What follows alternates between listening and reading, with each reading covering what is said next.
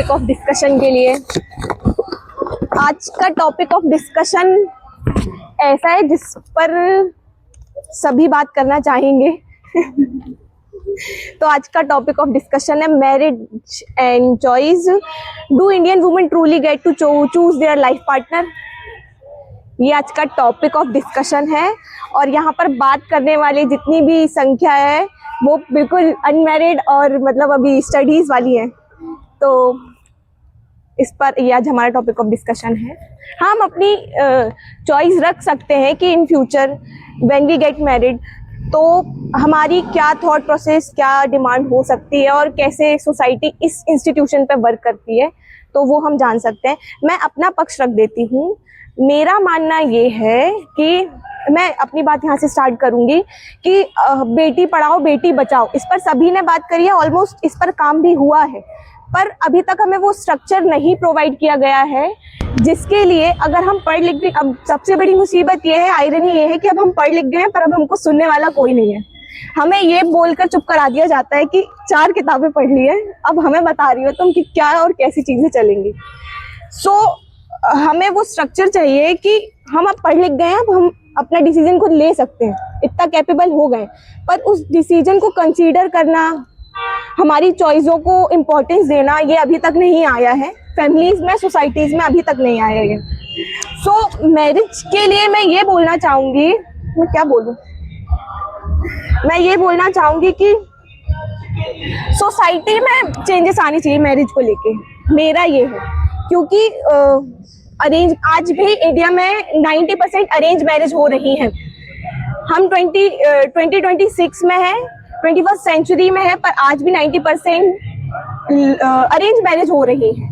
Love marriages का success ratio बहुत कम है। सक्सेस रेट की मैं बात ही नहीं करूंगी, रेशो बहुत कम है लव मैरिजेस का। इसमें बहुत सारी चीजें आती हैं, religion, class difference, society, caste, बहुत सारे इशू हैं जिस पे आपको बोलना चाहिए और आप बोलिए। आप किसका क्या पक्ष है वो आप मुझे बताइए, आप क्या थॉट प्रोसेस है आपका?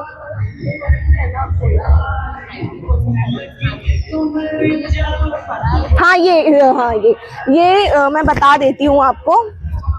ये IHDS इंडियन ह्यूमन डेवलपमेंट सर्वे, उसने ये सर्वे किया था, उसके अकॉर्डिंग ये बताया गया कि 90% अभी भी हमारे यहाँ अरेंज मैरिज होती है।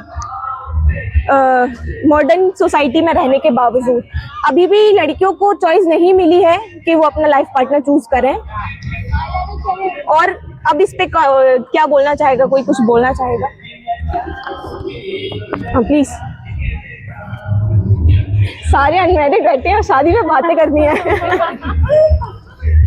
तो मैरिज वाले टॉपिक पे मैं ये बोलूँगी, जितनी मैंने अपने फ्रेंड्स को देखा है who have started looking for partners, तो एक पॉजिटिव शिफ्ट ज़रूर आया है, at least in cities, that they are free to choose their partners. But एक छोटी सी प्रॉब्लम ये है कि उनको सिखाया नहीं जाता है what to look for in a partner. एक बहुत सेट चेकलिस्ट होती है, लड़का सुंदर होना चाहिए, पढ़ा लिखा होना चाहिए, फैमिली अच्छी होनी चाहिए, इतना कमाना चाहिए। बट ये नहीं समझते हैं, ये पहले आइडियोलॉजी ठीक थी जब लड़की खुद एजुकेटेड नहीं थी, खुद को सपोर्ट नहीं कर पाती थी। बट अभी ये बात भी समझनी ज़रूरी है, पैसा चला जाता है, आइडियोलॉजी रह जाती है। तो ये एक छोटी सी चीज़ है। मैं पूरी तरीके से अग्री करता हूँ मैम के साथ कि सोसाइटी लड़कियों को एक तो कमरे के अंदर रखती है, उसके बाद वो चाहती है उन लड़कियों से कि वो डिसीजन ले। अब मुझे लगता है कि ऐसी लड़कियां डिसीजन लेंगी भी तो शायद हो सकता है कि गलत होने के चांसेस उनके काफ़ी होंगे। इनके बजाय पे अगर उनके पेरेंट्स या फिर कोई और अच्छा है जो उनके डिसीजन ले रहे हैं या वो खुद डिसीजन लेती हैं, अगर वो किसी लड़के को देख के, तो ठीक है। पर सोसाइटी ने एक जगह उनके दिमाग में ये भी तो डाला है कि तो जैसा मैम ने बताया कि वो चेकलिस्ट है, वो देखो, पर असल में वो चेकलिस्ट देखनी ही नहीं होती। हमें ये देखना होता है कि वो कितना हमारे साथ कंपैटिबल है, वो दारू पीता है कि नहीं और दारू पी के मुझे मारेगा कि नहीं। हमें कम से कम इस चीज़ का तो देखना होता है।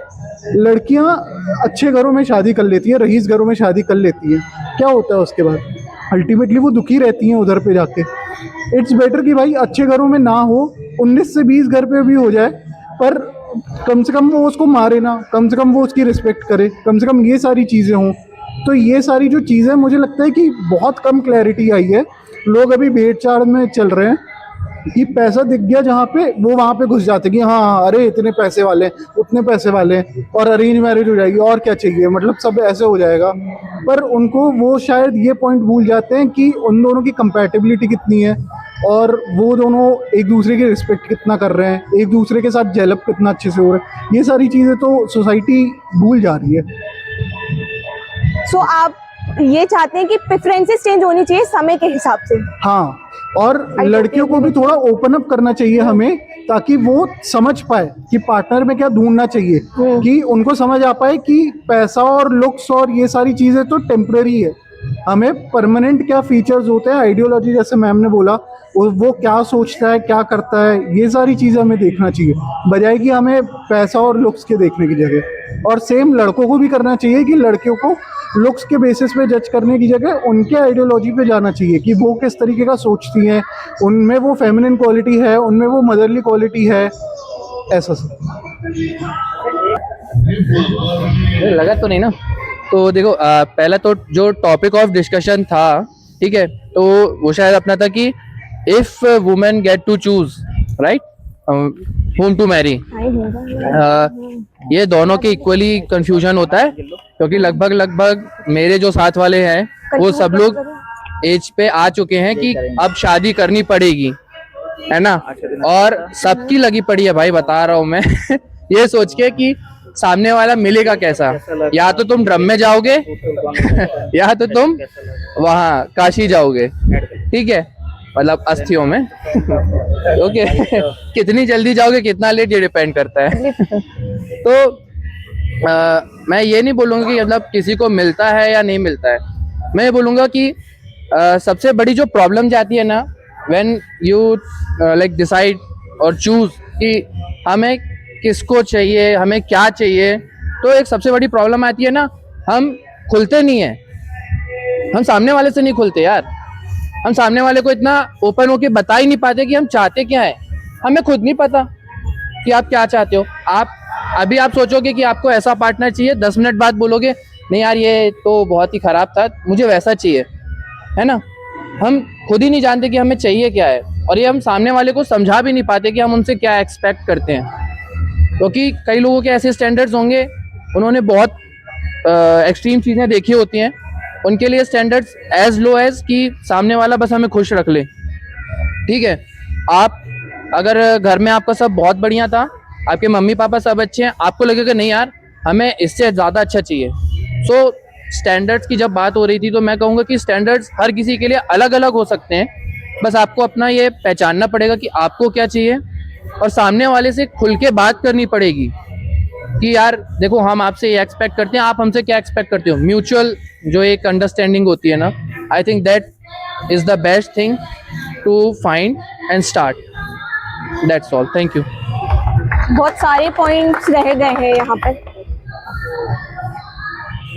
मुझे इसमें ये चीज़ ऐड करनी है कि अपना ट्रू सेल्फ मत छुपाओ अगर आप पार्टनर ढूंढने चाह रहे हो तो, क्योंकि कुछ दिन अच्छे बने रह सकते हो, जिंदगी भर अच्छा कोई नहीं रह सकता है, तो वो तुम्हारा ट्रू सेल्फ एक ना एक दिन बाहर आ ही जाना है। तो इट्स बेटर है कि आप पहले से जो हो वही रहो। मतलब मैंने जनरली देखा है, एक केस बताना चाहूँगी कि एक लड़का होता है जो कि 35-30 अराउंड होता है एज में, अब उसको बहुत ज़्यादा प्रेशर होता है और उसकी एक शादी टूट चुकी होती है। वो काफ़ी टाइम मतलब ऐसा था कि उनकी पक्की वगैरह हो गई थी, 6-8 महीने साथ में थे, फिर टूट गई।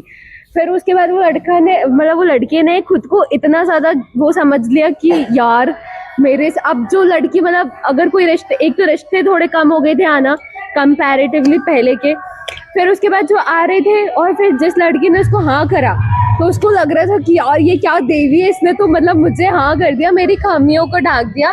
ऐसा नहीं है, हाँ ना, तब तुमने उसको बहुत ज़्यादा ऊपर रख लिया, तुमने हर चीज़ में उसको मान लिया, 1 साल बाद तुम आ गए अपने पे, फिर इतने ज़्यादा क्योस हो रहे हैं, इतने झगड़े हो रहे हैं कि अब तुम साथ रहने रेडी नहीं हो। तो ये चीज़ भी होती है कि अपना ट्रू सेल्फ मत छुपाओ, जो हो वही रहो, और सोच समझ के एक्सपेक्टेशन रखो और सामने वाले को दिलाओ। Thank you. एक लास्ट हम देंगे अपने मैरिड कपल से एडवाइस, और फिर हम इसके बाद अपने जो सिंगर्स हैं उसके साथ 10 मिनट एंजॉय करेंगे, then we will leave. Okay, आप दोनों आ जाओ, एक माइक और दे दे। ये शादीशुदा लोग हैं, लव मैरिज है, बच्चे हैं, ठीक है, सारे सवालों के जवाब इनके पास है, ठीक है। तो कैसे मैरिज को चलाया जाता है, कैसे एक दूसरे की रिस्पेक्ट की जाती है, कैसे जो भी आपका एक्सपीरियंस है, हम आपको रियल अनुभव बताएंगे कि जो हमारे साथ जो रहा, शादी कर रहे थे, पसंद कैसे करा और आधार क्या बनाए, और अभी तक जो बेसिक कंप्लेंट्स आप लोगों ने बताई कि यार ये कंप्लेन है, ये प्रॉब्लम है, बाद में देखो एक बात तो तय है, शादी करने के 4 से 5 साल बाद ही आपको कुछ पता चलेगा। आप कितना भी दिमाग लगा लो, सिस्टम लगा लो, AI लगा लो, नहीं पता कर पाओगे। कुछ भी कर लो, आप नहीं पता कर पाओगे। ऐसा कुछ बना ही नहीं है, ना पहले बना था ना अभी बना है। सपने हैं, ये सपने हैं कि कोई कहीं जॉब कर रहा था और उसका आधार क्या था, इंटरनेट, वो इंटरनेट ही बंद हो गया, इस तरह की बात। तो आगे मैं ये बोलना चाहूँगा कि सब चीज़ें नहीं मिलेंगी आपको, सब चीज़ें नहीं मिलेंगी। जैसे अभी जो हैं दीदी हैं, ये बहुत शादी में बहुत मोटी थी, लगभग 10 किलो वेट ज़्यादा था इनका, लगभग 85 kg वेट था और मेरा वेट, मैं बहुत पतला था, अभी जितना पतला हूँ और पतला था, बीच में मोटा, अभी फिर पतला हो गया। एज पर रिक्वायरमेंट हम लोग करते रहते थे। तो होता क्या है कि भाई करना पड़ेगा ना। मतलब ये था कि अगर मैं मोटी हूँ और ये पतले हैं तो इन्होंने सोचा कि मैं मोटा हो जाता हूँ, मैं पतली नहीं हो रही हूँ। ये भी वन ऑफ द मेंबर्स बीच में आता जाता रहा, कोई बताने की जरूरत नहीं है, तो बेसिक चीजें जानता है। तो वहाँ पे इशूज कैसे आते हैं कि अब ये उस वक्त ऐसा था कि अपनी तरफ से कोशिश की जाती कि लड़की एजुकेशन भी कर ले, ये भी जॉब करती थी टेम्परेरी टाइप की, और फिर उसके बाद ये था कि अच्छी भी करना है। तो अभी ये मैनेजर IT है उसमें, MPV में, मैं पुलिस में हूँ। इनके घर में पसंद करने पे ये इशू था कि पुलिस में नौकरी करते तो नहीं करेंगे, पुलिस वाले मारते हैं, इनके घर के ये इशू थे। अब हमारे घर के ये इशू थे, ये सब तो ठीक है, लड़की बहुत मोटी है। तो अब ये दोनों चीज़ों को प्लेटफॉर्म पे लाना हमारा काम है, और वो आप कैसे ला पाओगे जब आपके घर में चलती हो। अब आपके घर में चलेगी कैसे, जब आप उपयोगी होगे, तो आपकी चलेगी डेफिनेटली, कहीं पर भी, आगे की लाइफ में भी पीछे की लाइफ में, जब आप उपयोगी होगे। और आप उपयोगी कब होगे, जब इनपुट दोगे। तो भाई पहले उपयोगी बनो, अगर यहाँ पर उपयोगी हो तो यहाँ भी उपयोगी रहोगे, और जब उपयोगी रहोगे तो कोई पंगे ही नहीं होंगे भाई। उपयोगी की बात मैं ऐसे बता दूं कि जैसे मेरे घर के किसी घर के लोगों को खाना बनाते नहीं आता, लेकिन मुझे आता है, तो बीवी को मदद मिलेगी। यहाँ वो उस तरह का कोई प्रॉब्लम नहीं है कि जो काम लेडीज का है वो नहीं कर सकती है या मैं नहीं कर सकता हूँ। तो हम दोनों बराबर से चलाते हैं, और बढ़िया हम लोग 14-15 साल बिता चुके हैं, एक बेटा हो गया। हाँ, लोगों के इनपुट्स आते हैं, कभी कभी सगे भाई लोग भी, कुछ रहता है, क्या पैसा एक ऐसी चीज़ होती है इसमें कोई थोड़ा बहुत चीज़ें आगे पीछे हो जाती हैं। लेकिन क्या है ना कि मेन बात क्या है कि शादी का आधार क्या है आप, और आपने कितना सच सामने वाले को बताया और सामने सुना। अगर उस बार तुमने झूठ बोला या उसने झूठ बोला है, तो वो उधर पर कलह चलती ही रहेगी। आपको किसी न किसी से हमेशा कि भाई मैनेज ही करते रहोगे हमेशा, और सच बोलोगे तो ठीक है, कोई बात नहीं, कितनी भी बड़ी गलती हो जाएगी चल जाएगा।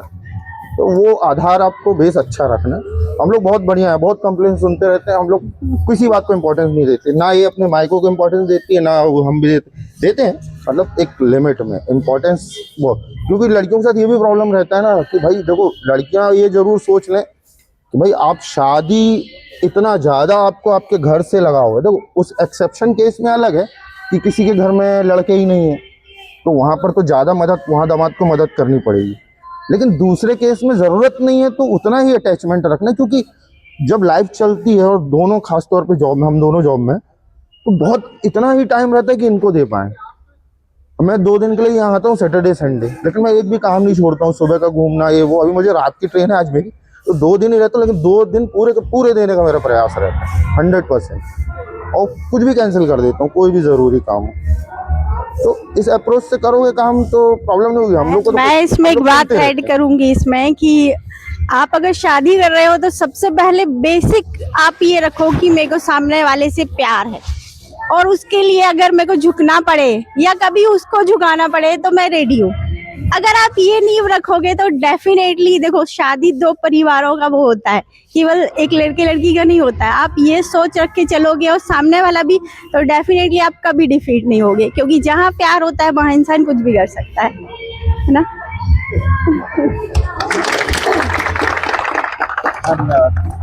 अच्छा, इनकी लव मैरिज का मैं बता दूं, 10th क्लास में था मैं। 10th क्लास से मैंने सब देखा है, इसके पैदा होने तक मैं था। ऑर्कुट की लव स्टोरी है ये, फिर फेसबुक, फिर हमारे सामने मिलना हुआ, उस पर भी रिस्ट्रिक्शंस, उसके बाद शादी, उसके बाद अलग दिक्कतें, बहुत कुछ झेल के शादी करते हैं लोग, पर जब करनी है तो करनी। हाँ, सबूत। चलो।